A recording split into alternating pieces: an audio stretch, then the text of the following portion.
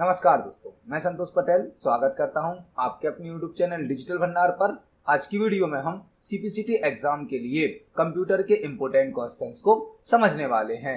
इससे पहले भी हमने अपने चैनल पर सीपीसीटी एग्जाम की तैयारी के लिए मल्टीपल वीडियोस को अपलोड किया है। सभी वीडियोस का लिंक आपको डिस्क्रिप्शन में प्राप्त हो जाएगा। आप सभी वीडियोस को देखकर सीपीसीटी एग्जाम के लिए कंप्यूटर के क्वेश्चन तैयार कर सकते हैं। यह सभी क्वेश्चन हमने सीपीसीटी एग्जाम के प्रीवियस क्वेश्चन पेपर से सिलेक्ट करे हैं। यह सभी क्वेश्चन पहले भी एग्जाम में पूछे जा चुके हैं। कई क्वेश्चन कई बार रिपीट भी किए गए हैं, तो आप सभी क्वेश्चन को पढ़ें, समझें। चलिए शुरुआत करते हैं आज की वीडियो का। देखते हैं हमारा पहला क्वेश्चन क्या है। पहला क्वेश्चन हमसे पूछा गया है, OLE टेक्निक को ब्लैंक कंपनी के द्वारा बनाया गया है। OLE टेक्निक को किस कंपनी के द्वारा बनाया गया है, हमें यहाँ पर यह बताना है। सबसे पहले आपको यह पता होना चाहिए कि OLE क्या है।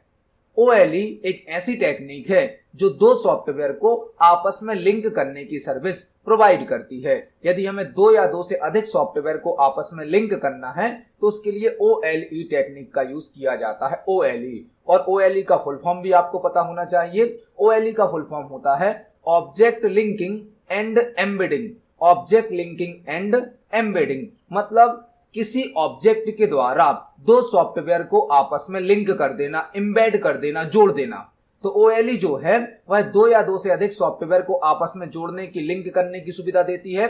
और OLE का फुल फॉर्म होता है ऑब्जेक्ट लिंकिंग एंड एम्बेडिंग। और OLE जो टेक्निक है इसको माइक्रोसॉफ्ट कंपनी के द्वारा बनाया गया है। माइक्रोसॉफ्ट कंपनी के द्वारा।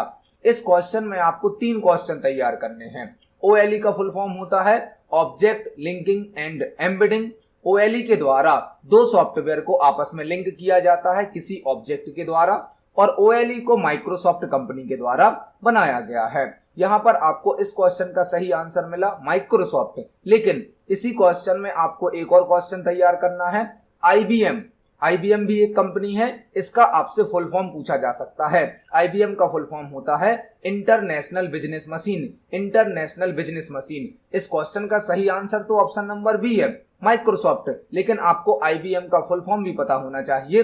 IBM का फुल फॉर्म होता है इंटरनेशनल बिजनेस मशीन। तो यहाँ पर हमने एक साथ 4 क्वेश्चन को तैयार किया। इस क्वेश्चन का सही आंसर है option number B, Microsoft. OLE technique को माइक्रोसॉफ्ट कंपनी के द्वारा बनाया गया है। देखते हैं नेक्स्ट क्वेश्चन को। नेक्स्ट क्वेश्चन है, डेटा सिक्योरिटी में DES का फुल फॉर्म होता है। डेटा सिक्योरिटी में, इंफॉर्मेशन सिक्योरिटी में या साइबर सिक्योरिटी में DES का फुल फॉर्म क्या होता है। DES एक एल्गोरिथम होती है जो कि डेटा को सिक्योर बनाती है। साइबर सिक्योरिटी, इंफॉर्मेशन सिक्योरिटी में इसका यूज किया जाता है। और DES का फुल फॉर्म होता है data encryption standard. Data encryption standard. DES का फुल फॉर्म होता है डेटा इंक्रिप्शन स्टैंडर्ड। डेटा को इंक्रिप्ट करती है, डेटा को एक सीक्रेट कोड में बदल देती है। यह एक एल्गोरिथम है DES, जिसका फुल फॉर्म होता है डेटा इंक्रिप्शन स्टैंडर्ड। यह डेटा को सिक्योर बनाने के लिए यूज की जाती है। जब भी हम कोई कम्युनिकेशन करते हैं, सूचनाओं का आदान प्रदान करते हैं, तो उसको सिक्योर बनाने के लिए इंक्रिप्शन और डिक्रिप्शन का यूज किया जाता है। तो DES एक एल्गोरिथम है जो डेटा का इंक्रिप्शन करने के लिए यूज की जाती है। मतलब इस क्वेश्चन का सही आंसर है option number A, data encryption standard. देखते हैं नेक्स्ट क्वेश्चन को। नेक्स्ट क्वेश्चन है, टेम्परेरी फाइल्स का एक्सटेंशन होता है। हमारे कंप्यूटर सिस्टम पर ऑटोमेटिक कुछ टेम्परेरी फाइल क्रिएट हो जाती हैं जो कि मेमोरी स्पेस को कवर करती हैं और हमारे कंप्यूटर सिस्टम की स्पीड को स्लो कर देती हैं। समय समय पर हमें इन सभी टेम्परेरी फाइल्स को डिलीट करना चाहिए। यहाँ पर हमसे पूछा गया है कि जो टेम्परेरी फाइल होती हैं उनका एक्सटेंशन क्या होता है। .TEP, .TM, .TNF या .TMP। तो जो टेम्परेरी फाइल होती हैं उनका एक्सटेंशन होता है .TMP। .TMP टेम्परेरी फाइल का एक्सटेंशन होता है। मतलब इस क्वेश्चन का सही आंसर होगा ऑप्शन नंबर डी, .TMP। देखते हैं नेक्स्ट क्वेश्चन को। नेक्स्ट क्वेश्चन MS वर्ड से लिया गया है। निम्न में से कौन डॉक्यूमेंट में सिलेक्टेड टेक्स्ट की डुप्लीकेट कॉपी बनाता है। यदि हम MS वर्ड में कोई डॉक्यूमेंट बना रहे हैं, कोई फाइल बना रहे हैं और हमने कुछ टेक्स्ट सेलेक्ट किया है, यदि हमें उस सेलेक्टेड टेक्स्ट की एक डुप्लीकेट कॉपी बनानी है, मतलब सेम वही टेक्स्ट एक बार और लिखना है, तो हमें कौन सा ऑप्शन यूज करना होगा? Cut and paste, copy and paste, cut and print, cut and save. यदि हम MS वर्ड में किसी टेक्स्ट की डुप्लीकेट कॉपी बनाना चाहते हैं, एक टेक्स्ट को दोबारा लिखना चाहते हैं, तो उसके लिए हमें पहले टेक्स्ट को कॉपी करना होगा और उसके बाद उसे पेस्ट करना होगा। कॉपी और पेस्ट के द्वारा हम किसी टेक्स्ट की डुप्लीकेट कॉपी बना सकते हैं। यदि आप कट एंड पेस्ट का यूज करेंगे तो इससे तो टेक्स्ट मूव हो जाएगा, एक स्थान से टेक्स्ट हट जाएगा और दूसरे स्थान पर पेस्ट हो जाएगा, मतलब कट एंड पेस्ट से डुप्लीकेट कॉपी नहीं बनेगी, टेक्स्ट को मूव किया जाएगा। लेकिन यदि हम कॉपी एंड पेस्ट का यूज करेंगे तो जो टेक्स्ट हमने सिलेक्ट किया है उसकी एक कॉपी तैयार हो जाएगी, डुप्लीकेट कॉपी बन जाएगी। मतलब इस क्वेश्चन का सही आंसर है option number B, copy and paste. देखते हैं नेक्स्ट क्वेश्चन को। नेक्स्ट क्वेश्चन MS वर्ड से है। MS वर्ड में पेज ब्रेक की शॉर्टकट की होती है। MS वर्ड में जब हम कोई फाइल बनाते हैं, डॉक्यूमेंट बनाते हैं, तो उसमें मल्टीपल पेज होते हैं। यदि हम एक पेज को ब्रेक करके दूसरे पेज पर जाना चाहते हैं तो हमें कौन सी शॉर्टकट की को यूज करना होगा?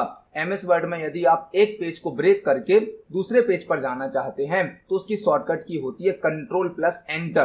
कंट्रोल प्लस एंटर से हम MS वर्ड में पेज ब्रेक कर सकते हैं। इस ऑप्शन के द्वारा हमारी फाइल में एक नया पेज ऐड हो जाता है और एक पेज की इंफॉर्मेशन को हम दो पेज पर ब्रेक कर सकते हैं। मतलब MS वर्ड में यदि हमें पेज ब्रेक करना है तो उसकी शॉर्टकट की होती है control plus enter. MS word में पेज ब्रेक को करने के लिए कंट्रोल प्लस एंटर शॉर्टकट की को यूज किया जाता है। इस क्वेश्चन का सही आंसर है option number B, control plus enter. देखते हैं नेक्स्ट क्वेश्चन को।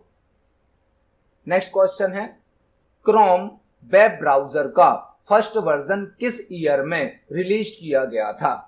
मतलब जो गूगल क्रोम वेब ब्राउजर है उसका पहला वर्जन कब लॉन्च किया गया था? जो गूगल क्रोम है वह एक वेब ब्राउजर है जिसपे हम किसी वेब पेज या वेबसाइट को ओपन कर सकते हैं।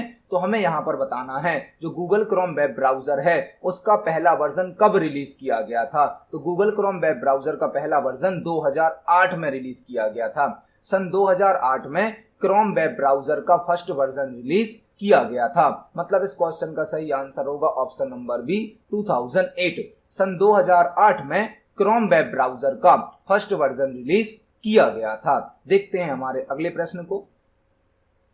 नेक्स्ट क्वेश्चन है, ओरेकल किस प्रकार का सॉफ्टवेयर है? ओरेकल किस प्रकार का सॉफ्टवेयर है? वर्ड प्रोसेसिंग सॉफ्टवेयर है, ग्राफिक्स डिजाइनिंग सॉफ्टवेयर है, ब्राउजर है या डेटाबेस है? जो ओरेकल है वह एक डेटाबेस सॉफ्टवेयर होता है। यदि हमें डेटाबेस को मैनेज करना है, डेटाबेस को ऑर्गेनाइज करना है तो हम ओरेकल सॉफ्टवेयर का यूज कर सकते हैं। मतलब ओरेकल DBMS टाइप का सॉफ्टवेयर है, डेटाबेस मैनेजमेंट सिस्टम है, जिस पर हम किसी ऑर्गेनाइजेशन का किसी भी टाइप का डेटा स्टोर कर सकते हैं, मैनेज कर सकते हैं।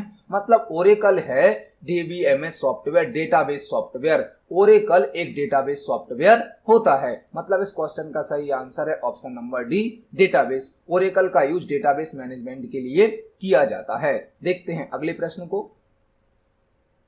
नेक्स्ट क्वेश्चन है, यूपीएस का फुल फॉर्म होता है यूपीएस कंप्यूटर सिस्टम के साथ यदि हमें इलेक्ट्रिक बैकअप रखना है, फॉर एग्जांपल हमारे पास डेस्कटॉप कंप्यूटर है और यदि पावर कट हो जाता है तो हमारा डेस्कटॉप डायरेक्ट स्विच ऑफ हो जाएगा, बंद हो जाएगा।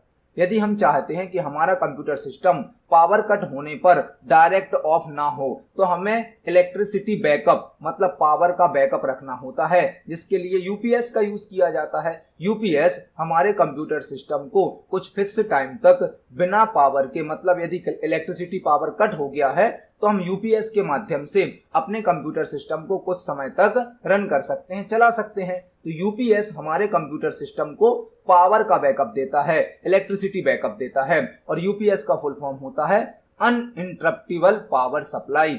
अनइंटरप्टिबल पावर सप्लाई, इंटरप्ट का मतलब होता है रुकावट। यदि इलेक्ट्रिसिटी पावर कट हो जाती है तो हमारा कंप्यूटर सिस्टम ऑफ हो जाएगा, इंटरप्ट आ जाएगा, जो काम हम कर रहे हैं, जो वर्क हम कर रहे हैं वह रुक जाएगा डायरेक्ट। उसको अनइंटरप्टेबल बनाना है ताकि हमारा काम तुरंत ना रुके, कुछ समय तक हम अपना काम कर सकें। तो ऐसी कंडीशन में हमें कंप्यूटर के साथ यूपीएस का यूज करना चाहिए और यूपीएस का फुल फॉर्म होता है uninterruptible power supply. Uninterruptible power supply जो कि इंटरप्ट को रोकता है, इंटरप्ट को थोड़ी देर के लिए हटा देता है। यूपीएस अनइंटरप्टेबल पावर सप्लाई जो कि कंप्यूटर सिस्टम को इलेक्ट्रिसिटी पावर का बैकअप प्रोवाइड करता है। यूपीएस फुल फॉर्म होता है अनइंटरप्टेबल पावर सप्लाई। देखते हैं नेक्स्ट क्वेश्चन को। नेक्स्ट क्वेश्चन बहुत ही बेसिक क्वेश्चन है। डॉस का फुल फॉर्म होता है, हमें यहाँ पर डॉस का फुल फॉर्म बताना है। पहले आपको यह पता होना चाहिए डॉस क्या है। डॉस एक ऑपरेटिंग सिस्टम है। यहाँ पर आपको 2-3 क्वेश्चन तैयार करने हैं। डॉस एक ऑपरेटिंग सिस्टम है जिसे माइक्रोसॉफ्ट कंपनी के द्वारा बनाया गया है। डॉस को माइक्रोसॉफ्ट कंपनी के द्वारा बनाया गया है और डॉस कैरेक्टर यूजर इंटरफेस पर वर्क करता है, मतलब CUI पर वर्क करता है। जो डॉस ऑपरेटिंग सिस्टम है वह CUI इंटरफेस पर वर्क करता है, कैरेक्टर यूजर इंटरफेस पर वर्क करता है। डॉस एक ऑपरेटिंग सिस्टम है जिसे माइक्रोसॉफ्ट कंपनी ने बनाया है और डॉस CUI इंटरफेस पर वर्क करता है, मतलब कैरेक्टर यूजर इंटरफेस पर वर्क करता है। और डॉस का फुल फॉर्म होता है disk operating system. Disk operating system, DOS का फुल फॉर्म होता है डिस्क ऑपरेटिंग सिस्टम। डॉस को माइक्रोसॉफ्ट कंपनी ने बनाया है और डॉस CUI इंटरफेस पर वर्क करता है, मतलब कैरेक्टर यूजर इंटरफेस पर वर्क करता है। डॉस का फुल फॉर्म होता है डिस्क ऑपरेटिंग सिस्टम। देखते हैं अगले प्रश्न को। नेक्स्ट क्वेश्चन MS एक्सेल से लिया गया है। MS एक्सेल में सिलेक्टेड सेल्स से चार्ट क्रिएट करने के लिए शॉर्टकट की है। यदि हमने MS एक्सेल में कोई टेबल बनाई है, कोई डेटाबेस बनाया है और हमने उसके कुछ सेल्स को सिलेक्ट किया है या कंप्लीट टेबल को सिलेक्ट किया है और हमें सिलेक्टेड सेल्स के लिए यदि चार्ट क्रिएट करना है, ग्राफिकली रिप्रेजेंट करना है डेटा को, तो हम कौन सी शॉर्टकट की को यूज करेंगे? जब हम MS एक्सेल में कोई टेबल बनाते हैं, कोई डेटाबेस बनाते हैं और उस टेबल के डेटा को यदि हमें ग्राफिकली रिप्रेजेंट करना है तो उसके लिए चार्ट क्रिएट किया जाता है। चार्ट हमें यहां पर बताना है, यदि हमें अपनी टेबल का सिलेक्टेड सेल्स का चार्ट क्रिएट करना है तो शॉर्टकट की क्या होगी। यदि आप MS एक्सेल में किसी टेबल का चार्ट क्रिएट करना चाहते हैं तो उसकी शॉर्टकट की होती है F11। F11 के माध्यम से हम MS एक्सेल में चार्ट क्रिएट कर सकते हैं। चार्ट किसी टेबल के डेटा को ग्राफिकली रिप्रेजेंट करता है और चार्ट को क्रिएट करने की शॉर्टकट की होती है F11। इस क्वेश्चन का सही आंसर है ऑप्शन नंबर A, F11। देखते हैं अगले प्रश्न को। नेक्स्ट क्वेश्चन MS वर्ड से लिया गया है। MS वर्ड में Ctrl+K किस लिए उपयोग किया जाता है? यदि हम MS वर्ड में कंट्रोल के साथ K को प्रेस करेंगे तो दिए गए ऑप्शन में से क्या होगा? यदि हम MS वर्ड में Ctrl+K शॉर्टकट की को प्रेस करेंगे तो क्या होता है? कॉपी द सिलेक्टेड कंटेंट, आपने जो कंटेंट सिलेक्ट किया है उसकी कॉपी हो जाएगी। क्रिएट अ हाइपरलिंक, क्या हाइपरलिंक क्रिएट होगी। रीडू द लास्ट एक्शन, आप अपने स्टेप्स को रीडू कर सकते हैं। पेस्ट द सिलेक्टेड कंटेंट, आपने जो सिलेक्ट किया हुआ टेक्स्ट है उसको आप पेस्ट कर सकते हैं। तो यदि आप MS वर्ड में Ctrl+K को प्रेस करेंगे, Ctrl+K शॉर्टकट की होती है हाइपरलिंक की। हाइपरलिंक की स्पेलिंग में लास्ट में K आता है और Ctrl+K हाइपरलिंक की शॉर्टकट की है। तो यदि आप MS वर्ड में Ctrl+K को प्रेस करते हैं तो आप हाइपरलिंक क्रिएट कर सकते हैं। मतलब MS वर्ड में हाइपरलिंक की शॉर्टकट की होती है Ctrl+K।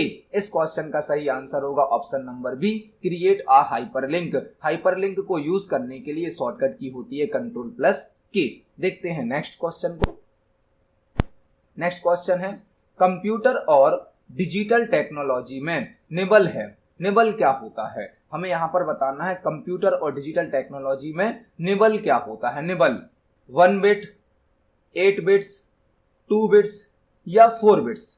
तो कंप्यूटर की जो मेमोरी यूनिट होती है, मेमोरी यूनिट में होता है निबल। निबल पहले आता है बिट, जब 4 बिट मिलती हैं तो बन जाता है एक निबल। फिर 8 बिट को मिलाकर बनता है एक बाइट। मतलब यहां पर जो निबल है वह है 4 बिट्स का कलेक्शन। कंप्यूटर की मेमोरी यूनिट में सबसे छोटी मेमोरी यूनिट होती है बिट। बिट के बाद आता है निबल। बिट मतलब एक 0 या एक 1 उसके बाद जब 4 बिट्स मिल जाते हैं तो बन जाता है एक निबल, और 8 बिट्स को मिलाकर बनता है एक बाइट। मतलब कंप्यूटर और डिजिटल टेक्नोलॉजी में जो निबल होता है वह 4 बिट्स का कलेक्शन होता है। इस क्वेश्चन का सही आंसर है ऑप्शन नंबर डी, 4 बिट्स। देखते हैं नेक्स्ट क्वेश्चन को। नेक्स्ट क्वेश्चन है, हाई लेवल लैंग्वेज में तैयार किए गए प्रोग्राम को किस रूप में जाना जाता है। यह प्रोग्रामिंग से, कोडिंग से लिया गया क्वेश्चन है। हाई लेवल लैंग्वेज में तैयार किए गए प्रोग्राम को किस रूप में जाना जाता है। जब कोई सॉफ्टवेयर बनाया जाता है, कोई गेम बनाया जाता है, तो उसके लिए कोडिंग करनी होती है, प्रोग्राम बनाना होता है।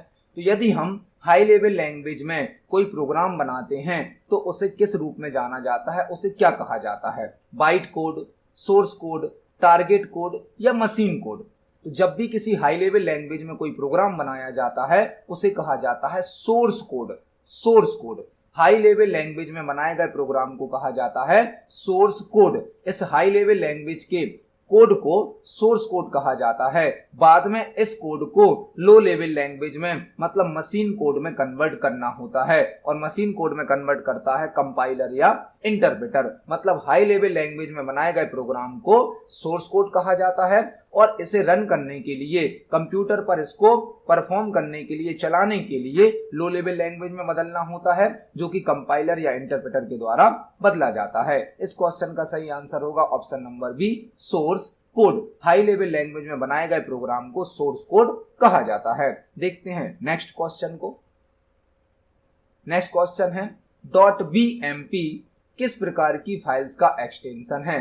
.bmp किस प्रकार की फाइल्स का एक्सटेंशन है। Audio files, image files, video files या बाइनरी फाइल्स। तो जो .bmp है यह एक इमेज फाइल एक्सटेंशन होता है। इमेज फाइल एक्सटेंशन होता है .bmp, जिसका फुल फॉर्म होता है बिटमैप।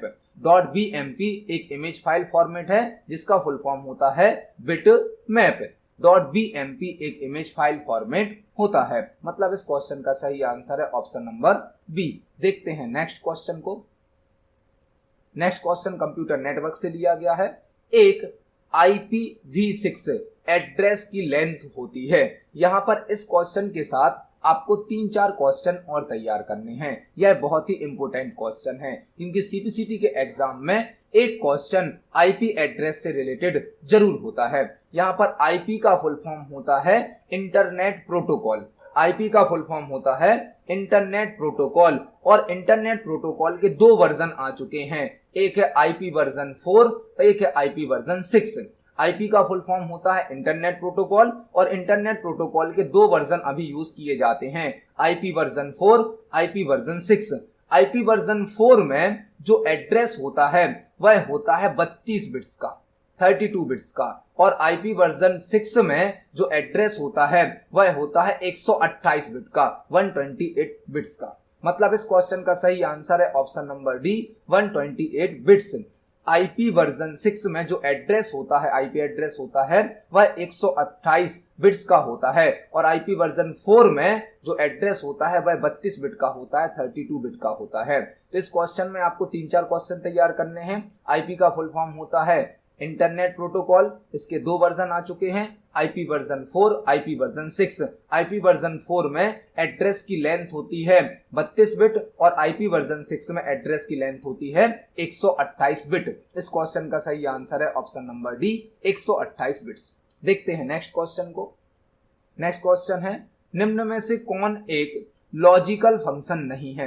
यह एमएस एक्सेल का क्वेश्चन है। एमएस एक्सेल में कई कैटेगरी के फंक्शन यूज किए जाते हैं। हमें यहाँ पर 4 फंक्शन दिए गए हैं, और हमें यह सिलेक्ट करना है कि दिए गए फंक्शन में से कौन सा फंक्शन लॉजिकल कैटेगरी का नहीं है। एंड फंक्शन, इफ फंक्शन, और फंक्शन और कोड फंक्शन।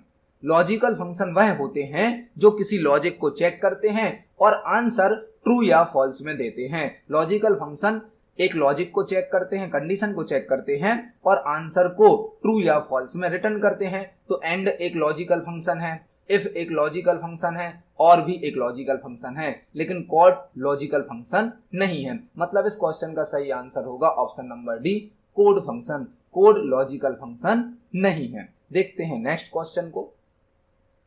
नेक्स्ट क्वेश्चन भी एमएस एक्सेल से लिया गया है। एमएस एक्सेल में एक फंक्शन के अंदर उपयोग होने वाले दूसरे फंक्शन को क्या कहा जाता है। जब हम एमएस एक्सेल में कोई कैलकुलेशन करते हैं, कोई कंडीशन चेक करते हैं, तो हम फॉर्मूला और फंक्शन का यूज करते हैं।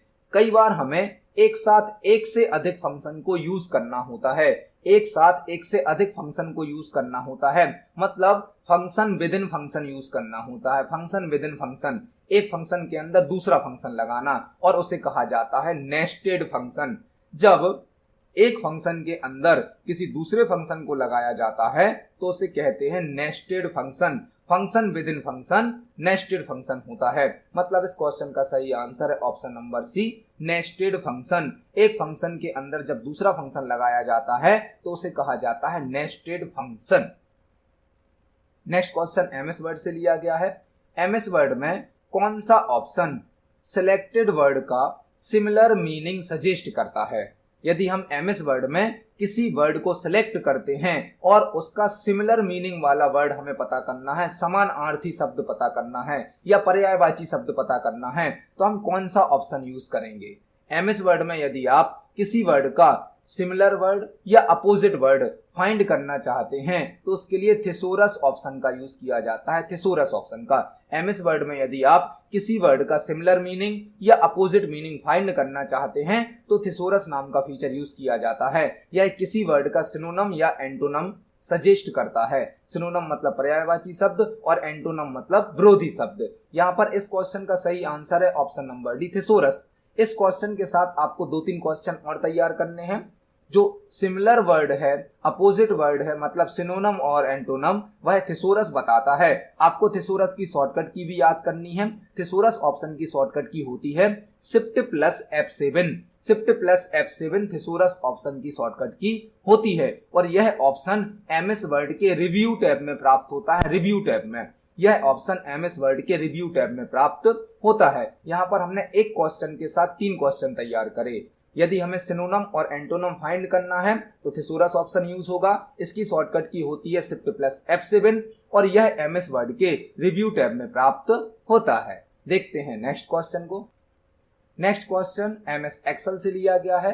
एमएस एक्सेल में कौन सा फंक्शन मैक्सिमम वैल्यू रिटर्न करता है। यदि हम एमएस एक्सेल में कोई टेबल बनाते हैं, कोई सीट बनाते हैं और हमें मल्टीपल वैल्यू में से मैक्सिमम वैल्यू फाइंड करनी है, सबसे बड़ी वैल्यू फाइंड करनी है, तो कौन सा फंक्शन यूज किया जाता है। एमएस एक्सेल में यदि हमें मैक्सिमम वैल्यू फाइंड करनी है तो उसके लिए मैक्स फंक्शन का यूज किया जाता है। मैक्स, मैक्सिमम को शॉर्ट में लिखा जाता है मैक्स। मैक्स एमएस एक्सेल में मैक्सिमम वैल्यू रिटर्न करता है और मिनिमम वैल्यू रिटर्न करता है। तो यदि आपको मल्टीपल वैल्यू में से मैक्सिमम वैल्यू पता करनी है, अधिकतम वैल्यू पता करनी है, तो मैक्स फंक्शन यूज किया जाता है। और न्यूनतम वैल्यू पता करनी है, आपको सबसे छोटी वैल्यू पता करनी है, तो उसके लिए मिन फंक्शन का यूज किया जाता है। मतलब इस क्वेश्चन का सही आंसर होगा option number C, max. MS Excel में मैक्सिमम वैल्यू पता करने के लिए मैक्स फंक्शन का यूज किया जाता है और मिनिमम वैल्यू को पता करने के लिए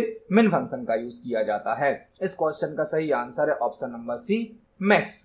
तो आज की वीडियो में हमने सीपीसीटी एग्जाम के लिए कंप्यूटर के कुछ इंपोर्टेंट क्वेश्चंस को समझा है। यह सभी क्वेश्चन पहले भी सीपीसीटी एग्जाम में पूछे जा चुके हैं, रिपीट किए गए हैं। आप सभी क्वेश्चन को पढ़ें, समझें। यदि आपका कोई क्वेश्चन है, कोई डाउट है तो कमेंट सेक्शन में जरूर पूछें। वीडियो पसंद आती है तो वीडियो को लाइक करें, ज्यादा से ज्यादा शेयर करें। मिलते हैं अगली वीडियो में। धन्यवाद।